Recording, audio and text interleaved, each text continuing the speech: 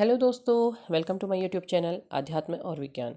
आज का जो मैं वीडियो लेकर के आ रही हूँ वो इस विषय पे है कि बहुत से लोगों को ये पता नहीं है कि उनका ट्विन कहाँ है, या फिर वो खुद को ऐसा महसूस करते हैं कि शायद वो ट्विन फ्लेम जर्नी में हैं तो उनका ट्विन कब आएगा, इस तरीके की सिचुएशन।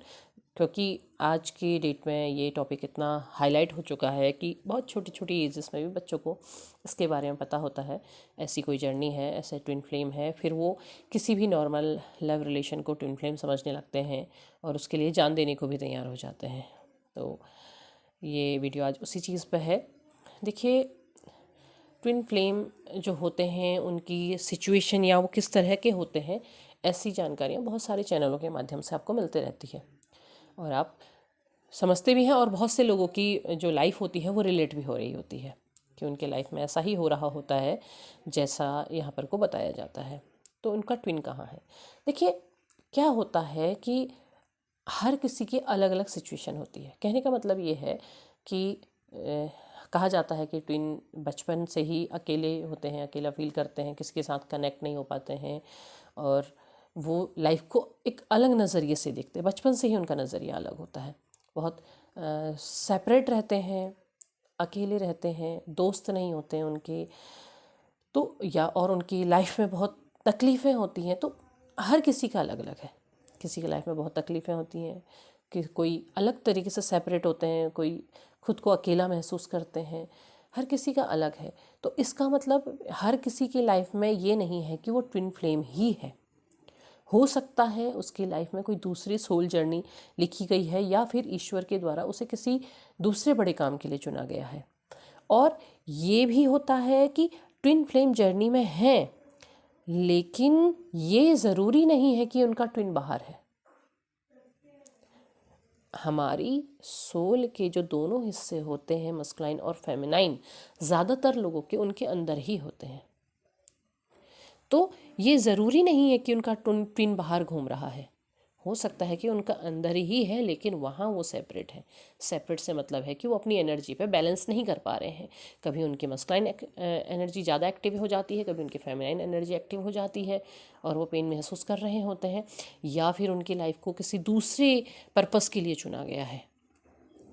ईश्वर से जुड़ने के बहुत से रास्ते होते हैं। तो इसका मतलब हर कोई ट्विन फ्लेम जर्नी में नहीं है। आपने बहुत सारे धर्म गुरुओं को देखा है, आपने बहुत सारे ज्योतिषियों को देखा है, और भी बहुत सारे प्रिडिक्शन करने वाले लोगों को देखा है। तो क्या वो सबके सब ट्विन फ्लेम जर्नी में? नहीं। तो उनके लाइफ में भी ऐसी सिचुएशंस रही होंगी, उन्हें इस चीज़ के लिए चुना गया, पर उन्हें इस रास्ते से नहीं चुना गया। तो सोल से कनेक्ट होने के लिए या स्पिरिचुअलिटी से कनेक्ट होने के लिए ये बिल्कुल भी नहीं होता है कि आप ट्विन फ्लेम ही हैं।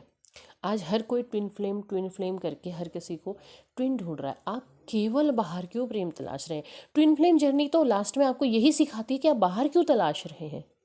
जो आपके अंदर है, वो प्रेम जिसे आप बाहर ढूंढ रहे हैं, वो आपके अंदर है। वो आपसे कहीं दूर गया ही नहीं है, वो तो आपसे जुड़ा हुआ है, आपके अंदर है। आपने अपने अंदर के प्रेम को ढूंढना है। आप अपने अंदर के ही तो प्रेम को तलाशते हैं अंत में।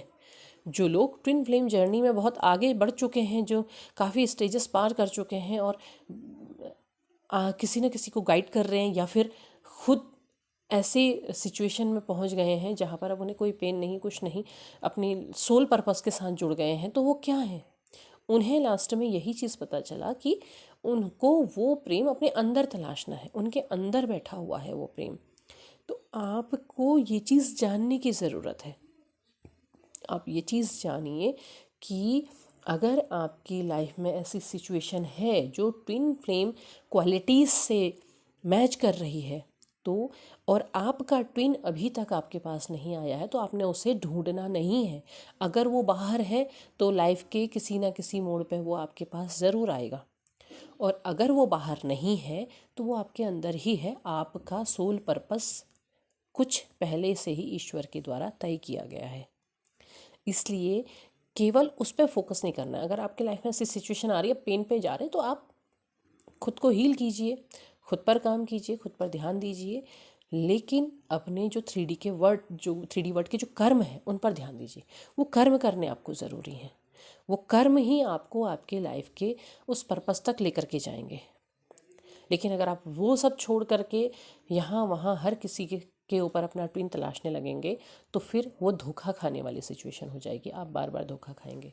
तो आपको ये चीज़ बदलनी है, आपको इस चीज़ पर ध्यान देना है कि आप केवल छोटी छोटी चीज़ों में खुशियाँ ना तलाशें, आप अपने अंदर खुशियाँ तलाशें। जो खुशी आपके लिए ईश्वर के द्वारा रखी गई है वो सही समय आने पर आपको ज़रूर मिलेगी। वो आपके लिए बनी है तो वो आपको मिलेगी ही मिलेगी, और तब मिलेगी जब ईश्वर चाहेंगे। तो उम्मीद है आपको ये मेरा छोटा सा वीडियो पसंद आया होगा। पसंद आया हो लाइक शेयर सब्सक्राइब करें, कमेंट बॉक्स में अपने विचार ज़रूर साझा करें। तब तक के लिए धन्यवाद।